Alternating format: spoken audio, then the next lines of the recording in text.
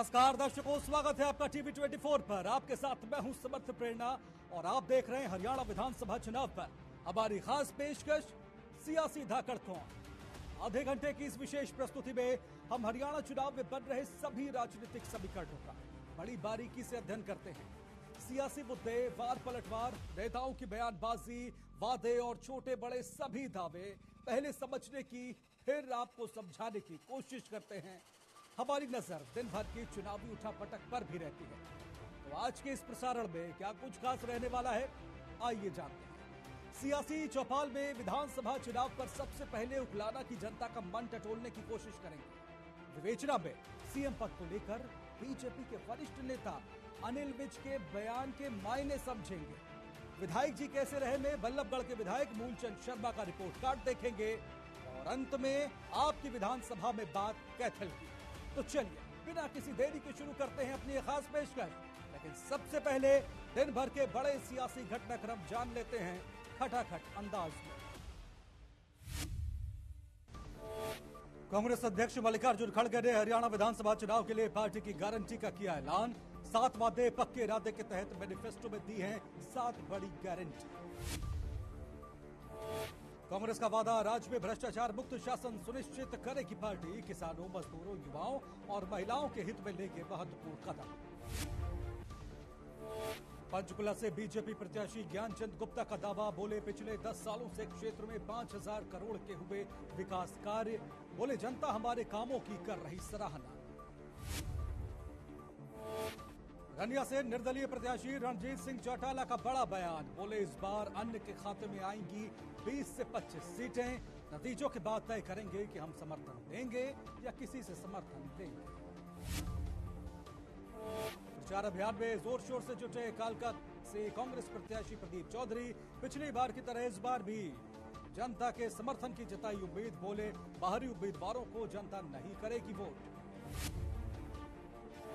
बावल से कांग्रेस उम्मीदवार doctor ML रंगा ने चुनावी कार्यालय का किया उद्घाटन। बीजेपी प्रत्याशी को बताया पैराशूट कैंडिडेट। पुनाना विधानसभा से बीजेपी का टिकट न मिलने से नाराज यादराम गर्ग मेवाती ने कांग्रेस का दामन थामा। पुनाना से कांग्रेस उम्मीदवार मोहम्मद इलियास के समर्थन का ऐलान।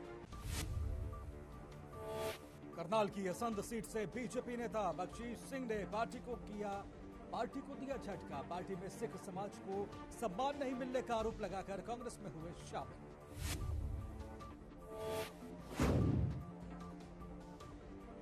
तो दिन भर की सियासी हलचल से रूबरू होने के बाद अब उकलाना की सियासी चौपाल का रुख करते हैं। साल 2009 में परिसीमन के बाद अस्तित्व में आई उकलाना विधानसभा सीट पर इस बार बड़े दिलचस्प सियासी समीकरण बन रहे हैं।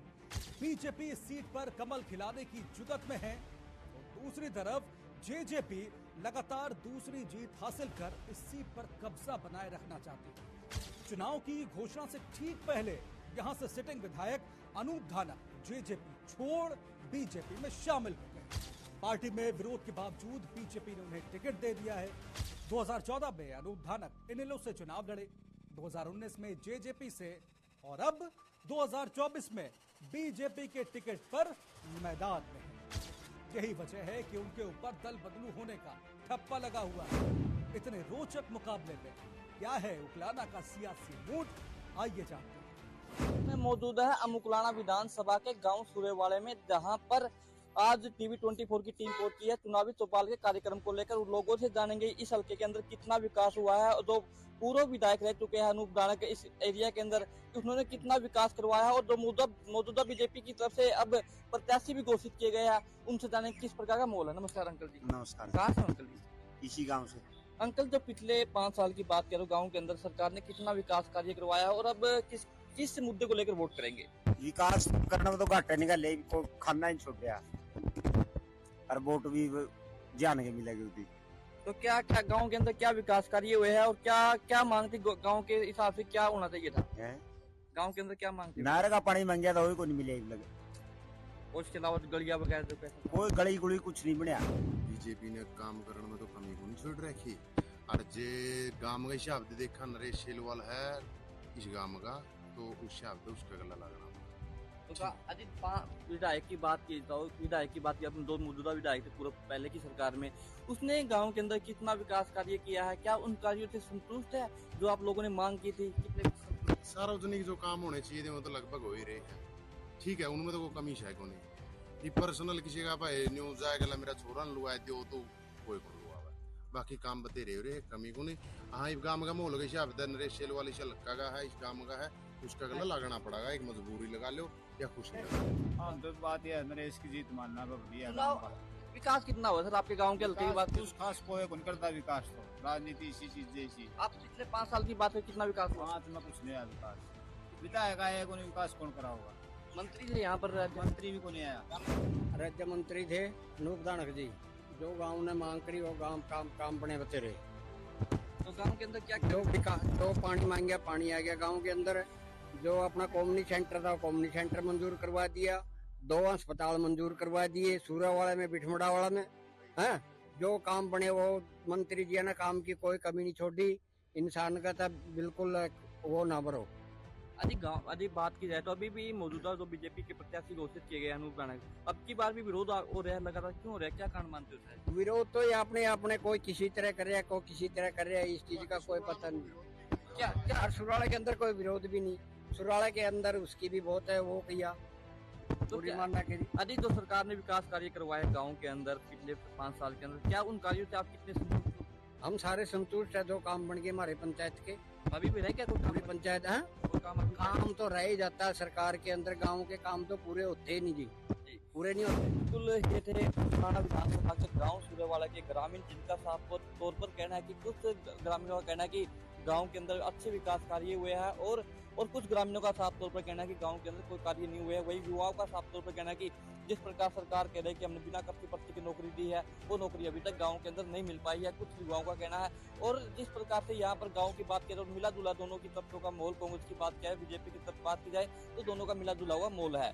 अब आने वाले समय में बात की जाएगी तो आने वाले समय में किस प्रकार का यहाँ पर जो माहौल रहेगा वो किस पार्टी का रहेगा, वो 8 अक्टूबर को ही पता चल पाएगा। टीवी 24 के लिए इशार से अमित वर्मा। देखना होगा कि उकलाना में चुनाव का ऊंट किस करवट बैठता है। आगे बढ़ेंगे बात विवेचना की। टिकट बंटवारे को लेकर लंबी चली माथापच्ची, उसके बाद नाराज नेताओं की बगावत से परेशान बीजेपी को पार्टी के वरिष्ठ नेता अनिल विज ने एक नई मुसीबत में डाल दिया है। पत्रकारों से एक सामान्य चर्चा के दौरान अनिल विज ने असामान्य बात कह दी। असामान्य इसलिए क्योंकि चुनाव के ठीक बीचों बीच किसी को उनसे इस वक्तव्य की उम्मीद नहीं थी। अनिल विज ने पार्टी में अपनी वरिष्ठता का हवाला देते हुए हरियाणा के सीएम पद के लिए अपनी दावेदारी ठोक दी है। उन्होंने कहा कि बीजेपी की सरकार बनने पर वो ऐसे सीएम बनेंगे जो हरियाणा की तस्वीर और तकदीर बदल देगा। अब इस बयान से अनिल विज के समर्थकों का जोश हाई है। विपक्ष यानी कांग्रेस को बैठे बिठाए बीजेपी को घेरने का मौका मिल गया, इसलिए वो मजे में है। लेकिन अनिल विज के नए तेवरों से बीजेपी परेशान है। आज विवेचना में समझने की कोशिश करेंगे कि सीएम पद को लेकर अनिल विज के दावे में कितना दम है और ये दावे क्या बीजेपी की मुसीबत बढ़ाएंगे। शुरुआत कुछ सवालों के साथ। सीएम पद को लेकर अनिल विज की दावेदारी के क्या है मायने? क्या पार्टी नेतृत्व को चुनौती दे रहे हैं अनिल विज? वरिष्ठ होने के बावजूद क्यों सीएम की रेस में नहीं है विज? क्या ऐसे बयानों से चुनाव में बीजेपी को होगा नुकसान? बीजेपी के वरिष्ठ नेता और प्रदेश के पूर्व गृह मंत्री अनिल विज ने रविवार को हरियाणा में चुनाव से पहले ही सीएम पद पर दावा ठोक दिया है। पार्टी में अपनी वरिष्ठता का हवाला देते हुए उन्हें प्रदेश की सबसे बड़ी कुर्सी के लिए खुद को सबसे मुफीद बताया है। अनिल विज ने कहा कि मैं हरियाणा में बीजेपी का सबसे वरिष्ठ विधायक हूं। मैंने 6 बार चुनाव लड़ा है। मैंने पार्टी से कभी कुछ नहीं मांगा, लेकिन समर्थकों की मांग पर इस बार मैं अपनी वरिष्ठता के आधार पर सीएम पद के लिए दावा करूंगा। मतलब ये कि भले ही बीजेपी नायब सिंह सैनी के चेहरे पर चुनाव लड़ रही हो, लेकिन अनिल विज को यह लगता है कि तीसरी बार बीजेपी सरकार बनने पर मुख्यमंत्री उन्हें बनाया जाना चाहिए। हरियाणा के अगले उपयुक्त सीएम के तौर पर खुद को प्रोजेक्ट करते वक्त अनिल विज ने कहा कि वो जहां भी जाते हैं हर कोई उनसे एक ही सवाल करता है, सीनियर मोस्ट होते हुए वो अब तक सीएम क्यों नहीं बने। अनिल विज का कहना है कि इस बार वो लोगों की मांग को ध्यान में रखते हुए अपनी वरिष्ठता के दम पर मुख्यमंत्री बनने का दावा पेश करेंगे। अनिल विज ने यह भी कहा कि बीजेपी की सरकार बनने पर अगर पार्टी उन्हें सीएम बनाती है तो वो हरियाणा की तकदीर और तस्वीर दोनों बदल देंगे। ये सब कुछ कहते हुए उन्होंने स्पष्ट किया कि सीएम बनाना पार्टी आला कमान के हाथ में है। अनिल विज भले ही बीजेपी आला कमान को तरजीह दे रहे हों, लेकिन जब पार्टी के शीर्ष नेतृत्व ने ही नायब सैनी के नाम पर मुहर लगाई है तो फिर अनिल विज के इस बयान के मायने क्या है? क्या ये आला कमान को चुनौती है? ऐसा हम नहीं बल्कि कांग्रेस कह रही है। कांग्रेस के वरिष्ठ नेता और देश के पूर्व गृह मंत्री पी चिदम्बरम ने इस मामले पर प्रतिक्रिया देते हुए कहा है कि हरियाणा में बीजेपी के शीर्ष नेतृत्व की पकड़ कमजोर हो गई है। बीजेपी के अंदरूनी कलह के आरोपों से परेशान कांग्रेस को अनिल विज के सीएम बनने की चाहत के खुले प्रदर्शन ने मानो संजीवनी दे दी है। अब उल्टा कांग्रेस बीजेपी को घेर रही है। पूर्व सीएम भूपेंद्र सिंह हुड्डा ने अनिल विज के साथ सहानुभूति जताते हुए कहा कि बीजेपी ने उनके साथ ज्यादती की है।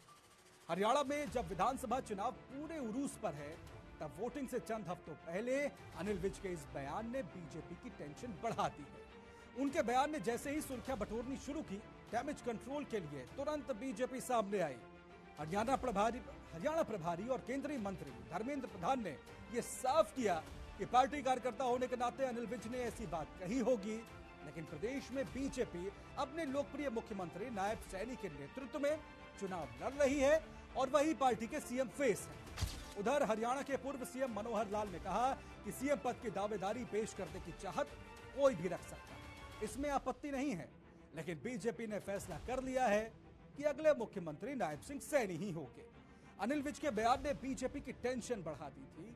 साल 2014 के हरियाणा विधानसभा चुनाव में जब बीजेपी ने प्रदेश में अब तक का सबसे अच्छा प्रदर्शन किया था, उस वक्त पहली बार बीजेपी की पूर्ण बहुमत की सरकार बनते वक्त भी अनिल विज को मुख्यमंत्री का चेहरा माना जा रहा था।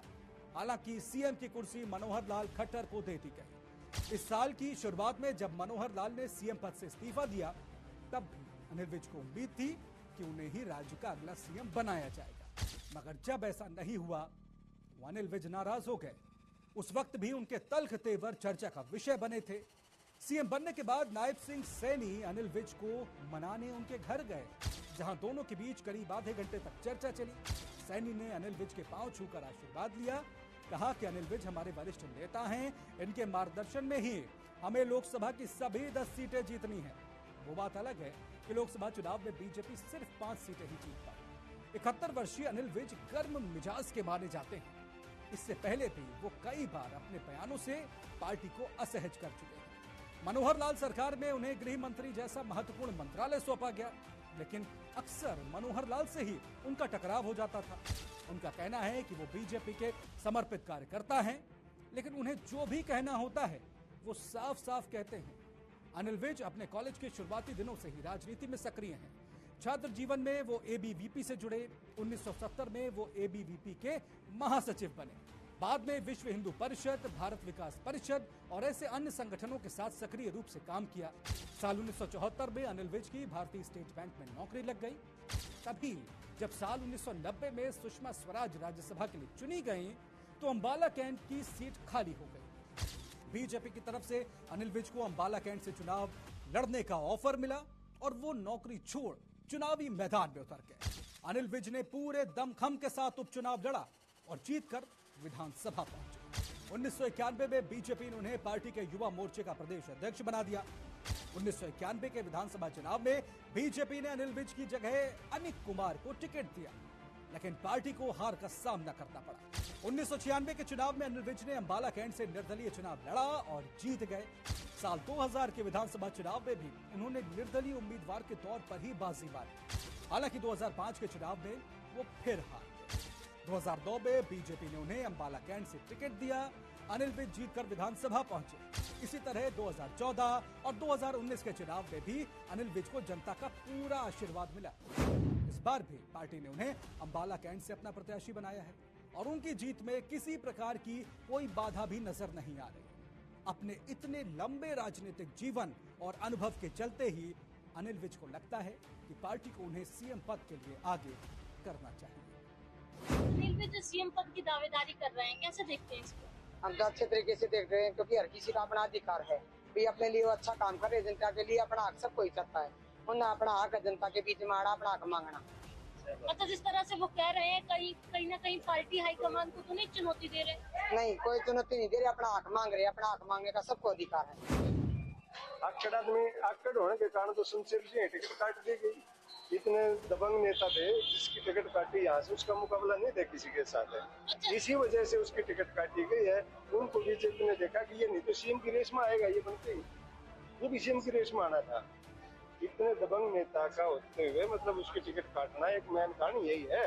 अच्छा, जो बयान लगातार चल रहे हैं बीजेपी पार्टी में, क्या चुनाव में नुकसान होगा इन बयानों से कुछ नहीं, इनकी सरकार पे तो डिपेंड हमारे हिसाब से तो कम से कम भी 15 और 20 के बीच में निर्दलीय आ रहे हैं और निर्दलीय डिपेंड करेंगे सरकार किसकी बनानी है। जी वो अपनी जगह पे सही है, क्योंकि स्वास्थ्य मंत्री रहे, उन्होंने हर जगह पे दौरा किया है और उनको वैसे देखा जाए तो उन्होंने अपने दिलचस्पी दिखाई है हर काम में और हर एक जगह उन्होंने क्रॉस चेक भी किया है। उस हिसाब से उसको ही दावेदारी पेश की है, उसकी मजबूती दावेदारी है और उसको बनना भी चाहिए। अच्छा, लगता है कि पार्टी नेतृत्व को वो चुनौती दे रहे हैं, ऐसा कहते? पार्टी नेतृत्व तो चुनौती नहीं है, इसके अंदर की फीलिंग अगर आदमी बाहर नहीं निकालेगा तो फिर चुनौती कहाँ है? फिर तो वो अंदर ही अंदर उसको ढांस पर रखेगा, वो अच्छी बात नहीं होती, क्योंकि जो चीजें बाहर निकलती है वो अच्छी होती है। उन्होंने अपनी जो अंदर बात की है, उनके जो भी कार्यकर्ता है उनके अंदर जो दिलचस्पी दिखी, इनको हम सीएम देखे तो उन्होंने अपनी भावुकता से अपनी बात पेश की है सबके सामने। अच्छा, इतने वरिष्ठ हैं वो और इतने वरिष्ठ होने के बाद भी सीएम रेस में नहीं है, क्या कारण लगता है? कारण यही है कि ये जो ऊपर बीजेपी के जो मैन नेता हैं उनकी आपस में साठगांठ है, इस वजह से उसका नाम ऊपर नहीं आ रहा, जहाँ तक लग रहा है। अच्छा, तो जो ये बयानबाजी चल रही है सीएम बनने को लेकर, नायब सानी पर भी कह रहे हैं वो कि उनको बना दिया गया, तो क्या इससे बीजेपी को नुकसान होगा? नहीं, बीजेपी को यहाँ से तो होगा, महम की सीट है, यहाँ से बिल्कुल नुकसान है। यहाँ पे उनकी कुछ भी 0.01% अभी वोटिंग बची हुई है, यहाँ से केवल राधा अलाउट है। यही बीजेपी थी, यही सब कुछ थी और ऊपर आने वाले चुनाव में पता चलेगा क्या कुछ नुकसान होगा। यहाँ महम सीट से जो नुकसान होगा, क्योंकि हम यहाँ के हैं तो इस सीट के बारे में बता सकते हैं। अधिकार है जिसका वो 6 बार विधायक बन चुका है, दमन लीडर है, लेकिन ये बीजेपी ने RSS के चमचे ही है, इन्हें की चौधरी रहेगी। अडवाणी को इन्हें पीछे धकेल दिया, रामविलास शर्मा को पीछे धकेल दिया, एक बीच को धकेल दिया। अगर कोई इनके बारे में एक समुद्री बोलेगा उसको बाहर निकाल देंगे। इसको गृह मंत्री बना रहा है, इसका मुख्यमंत्री का दावेदार था। सैनिया क्या होता आप बताइए इस बार? ये 6 बार विधायक बन चुका है, दमन लीडर हरियाणा गृह मंत्री रह गया। गृह मंत्री रहते हुए बहुत बढ़िया काम करे। पार्टी के अंदर रह करके सबको अपना अधिकार है अपना हक मांगने का, और हक तो योग्यता से छीने जाते हैं। हक गिड़गिड़ाने से और ऐसे कोई नहीं देता। जनता जिसके साथ है सीएम पद का दावेदार, मैं तो मानता हूँ उसी को बनना चाहिए। अच्छा, पार्टी नेतृत्व को लगता है कि वो चुनौती दे रहे हैं? लगता है जी, चुनौती तो वो दे ही रहे हैं, क्योंकि वो 6-7 बार के बने हुए विधायक हैं, मंत्री हैं, पहले भी उनका योगदान रहा है और जनता की अपने इलाके में अच्छे से सेवा भी करते हैं। अच्छा, इतने वरिष्ठ होने के बाद भी सीएम की रेस में क्यों नहीं है? देखो, ये पार्टी जो ऊपर आला कमान बैठा है, पार्टी के निष्ठावान कार्यकर्ताओं के लिए महत्वाकांक्षा रखना कोई गलत बात नहीं है, लेकिन कई बार व्यापक हित को देखते हुए पार्टियां नेताओं की इन महत्वाकांक्षाओं को सम्मान नहीं दे पाती। फरीदाबाद के बल्लभगढ़ विधानसभा क्षेत्र में इस बार दादा और पोती के बीच रोचक सियासी मुकाबला देखने को मिल रहा है। बल्लभगढ़ सीट पर कभी भी एक ही परिवार के 2 सदस्य चुनावी मैदान में इस तरह आमने सामने नहीं रहे। बीजेपी ने एक बार फिर मूलचंद शर्मा को अपना प्रत्याशी बनाया है, तो वहीं कांग्रेस के टिकट पर योगेश शर्मा की बेटी पराग शर्मा अपनी किस्मत आजमा रही है। बीजेपी और कांग्रेस ये दोनों उम्मीदवार रिश्ते में दादा और पोती हैं। बीजेपी मूलचंद शर्मा की जीत को लेकर आश्वस्त है, लेकिन क्या जनता उनके पिछले 5 सालों के कामकाज से संतुष्ट है? आइए आपको बल्लभगढ़ लिए चलते हैं और जानते हैं कि विधायक मूलचंद शर्मा कैसे रहे। TV24 की टीम पहुंची है आज बल्लभगढ़ विधानसभा में MLA का रिपोर्ट कार्ड लेकर। क्या 10 साल में MLA ने किया, कितनी बार जनता के बीच में आया, क्या कुछ है लोगों के मन में, क्या कुछ करने वाले हैं इस विधानसभा के चुनाव में, बात करते हैं एक एक करके सभी वोटर्स से। क्या नाम है जी? हाँ जी, तेज सिंह लांबा जी। 10 साल यहाँ पे मूलचंद शर्मा MLA रहा, मंत्री रहा, अगर उसके रिपोर्ट कार्ड की बात करें तो कितने अंक देंगे उसको आप? देखिए, रिपोर्ट कार्ड की बात करें तो अगर हम जनसभा उसके हिसाब से बात करें भाई उन्होंने क्या क्या कार्य किए हैं, नॉर्मल कार्य हुए हैं। अगर एक 5 साल के भूखे बंदे को एक रोटी मिले तो उससे उसका गुजारा नहीं है। जो हमारा हक था उस हकों से हम वंचित रहे हैं। हमें 10 साल के राज में पूरे शहर को स्वस्थ और सुंदर बना देना चाहिए था। तो अब इसमें हम अंक क्या दें? मैं आपके माध्यम से ये बताना चाहता हूँ, ये अंकों की गिनती नहीं है, गिनती है ये माइनस जाने की, कि आज मूलचंद शर्मा अपने लेवल पे बेहद माइनस जा रहा है। और मेरे ये नहीं है कि ये हम आसपास की बात करें, आप सूबेदार कॉलोनी चले जाओ। अभी कल परसों भी डिबेट आई थी सूबेदार कॉलोनी से कि उन्होंने झंडे लगाए थे तो लोग इतना विरोध कर रहे थे कि आप झंडे में इतना पैसा लगा रहे हो तो हमारी रोडों पे भी लगा सकते हो। मैं भी इस बात का बिल्कुल समर्थन करता हूं उन भाइयों के साथ में कि अगर आप इसी प्रशासन को जो आपने किया है, छोटा किया है बड़ा किया है, सवाल इसका नहीं है, सवाल इस बात का है कि जो छोटा किया है उसको भी आप ढंग से नहीं संभाल पा रहे। आप सफाई के लेवल पे ले लीजिए, ये छोटा कार्य नहीं है। सफाई का कार्य तो ऐसा है कि हर व्यक्ति को अपनी महत्व के लिए, अपने जरूरत के लिए जरूरी है। अब जो सफाई ही नहीं हुई समाज में, ये तो सबसे पहला आंसर है कि हम सफाई चाहिए, हमें मक्खी मच्छर नहीं चाहिए, पानी का जल भराव नहीं चाहिए, नालियां लो, कोई लो। अभी जो ठेका छूटा था वो 15 दिन पहले छूटा था। इनकी जो डेथ होती है 3 महीने की होती है, 3 महीने पहले ये ठेका छूट जाता तो आज हमारी जो है जनता जो है इस समस्या को अपने गले में ना बांधती और आज इसका सामना ना करना पड़ता। तो कहीं ना कहीं ये समस्या भी मूलचंद शर्मा को अपना विरोध दिखाती है। और मेरा मानना है कि मूलचंद शर्मा इन 10 सालों में हमें जो आशा थी उन आशाओं पर बिल्कुल भी खरे नहीं उतरे। तो इसमें नंबर देने की तो आवश्यकता ही नहीं है, दुनिया जानती है कोई नंबर नहीं। जब ये 14 में MLA बने थे तो इन्होंने नाले का काम शुरू करवाया था। इस नाले का काम अभी तक अधूरा पड़ा है, काम पूरा नहीं हुआ, 10 साल हो गए। उसके बाद में इन्होंने ये सड़कें बनवाई, वो सड़कें भी सारी की सारी क्रैक हुई पड़ी हैं। आप आए होंगे इस रोड से, देखा होगा सारी सड़कें क्रैक पड़ी हैं, उनका लेवल ऊपर नीचे हुआ पड़ा है। उसके बाद आ जाइए आप जल भराव पर। जल भराव इन्होंने सड़कें बनाई लेकिन पानी का निकासी का कोई इंतजाम इन्होंने नहीं किया। अब आ जाइए जी आप सफाई पर। सफाई की व्यवस्था इतनी खराब है कि बल्लभगढ़ को कबाड़ागढ़ बना के रख दिया। अब आ जाइए आज महंगाई पर। महंगाई से हर आदमी दुखी है, हर जनता त्रस्त है। कुल मिला के नंबर की तो बात क्या कि बस इन्होंने अपना पेट जरूर भरा, अपनी गरीबी दूर करी है। जनता का पैसा 200 करोड़ का घोटाला किया, कहने को तो वो 200 है लेकिन वो कई हजार करोड़ का घोटाला है। आम आदमी को मूलभूत जो सुविधाएं होती हैं, शहर की साफ सफाई, सीवर, पानी, बिजली, वो चीज़ें इनकी कहीं भी नहीं है।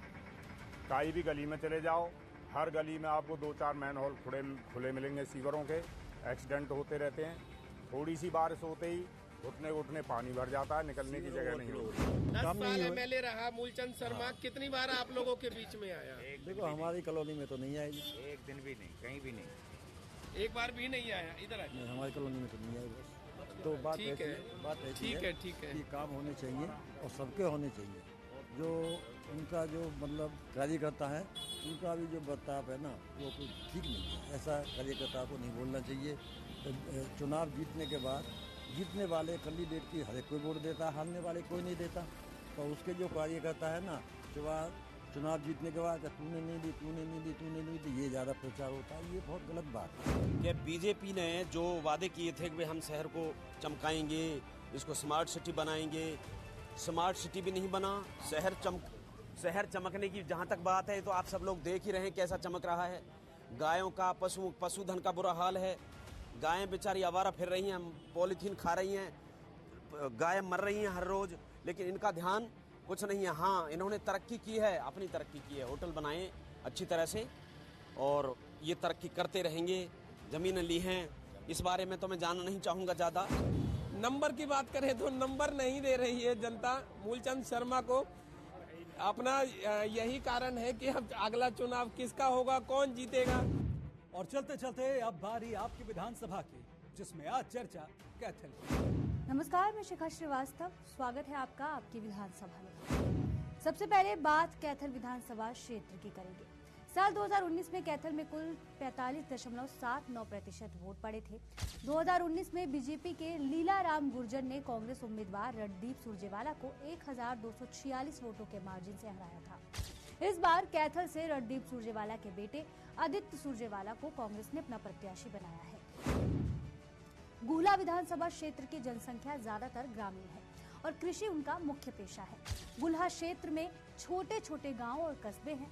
2019 में गुहला में कुल 27.82% वोट पड़े थे। चुनाव जेजेपी के ईश्वर सिंह ने कांग्रेस के दिल्लू राम को 4,574 वोटों के मार्जिन से हराया था। कलायत सीट से बीजेपी ने इस बार कमलेश को अपना प्रत्याशी बनाया है। वहीं कांग्रेस पार्टी ने सांसद जयप्रकाश के बेटे विकास शरण को उम्मीदवार बनाया है। 2019 में कलायत विधानसभा सीट से बीजेपी ने कमलेश को ही अपना प्रत्याशी बनाकर चुनावी दंगल में उतारा था और कांग्रेस ने जयप्रकाश को टिकट दिया था, जिसमें बीजेपी उम्मीदवार ने बाजी मारी थी। 2014 के रिजल्ट की बात करें तो 2014 में यहां से कांग्रेस के उम्मीदवार जयप्रकाश ने जीत हासिल की थी। दूसरे नंबर पर इंडियन नेशनल लोकदल के रामपाल माजरा रहे थे। कलायत एक ऐतिहासिक सीट है। यहाँ 2 ऐतिहासिक मंदिर हैं। ईंटों से बने ये मंदिर ब्रिक टेम्पल के नाम से जाने जाते हैं और ये महाभारत काल के माने जाते हैं। पुंडरी विधानसभा क्षेत्र रोड बाहुल्य है। इसके बाद यहाँ जाट और ब्राह्मण मत आता है। इस सीट पर सबसे अधिक निर्दलीय मैदान में है। पहले पुंडरी विधानसभा कुरुक्षेत्र का हिस्सा हुआ करती थी। इस सीट पर 1967 में पहली बार कांग्रेस के आरपी सिंह विधायक चुने गए थे। पुंडरी सीट का इतिहास रहा है कि 25 वर्षों से यहां से किसी पार्टी का उम्मीदवार नहीं जीता है। 2019 में हुए चुनाव में बीजेपी ने रणधीर सिंह गोलन का टिकट काटकर वेदपाल एडवोकेट पर भरोसा जताया था। ऐसे में रणधीर सिंह गोलन निर्दलीय प्रत्याशी के तौर पर चुनाव मैदान में उतरे थे। उन्होंने इस सीट से जीत हासिल की। 2014 में हुए चुनाव में इस सीट पर निर्दलीय प्रत्याशी ने जीत हासिल की थी। 2014 में निर्दलीय प्रत्याशी दिनेश कौशिक ने 4,832 वोटों से जीत दर्ज की थी। दूसरे नंबर पर बीजेपी के रणधीर सिंह गोलन रहे थे, जिन्हें कुल 33,480 वोट मिले थे। आपकी विधानसभा में फिलहाल के लिए इतना ही। नमस्कार। तो देखते ही देखते आपसे विदा लेने का वक्त आ गया। सियासी धाकड़ कौन की आज की पेशकश में फिलहाल इतना ही। मुझे दीजिए इजाजत। नमस्कार।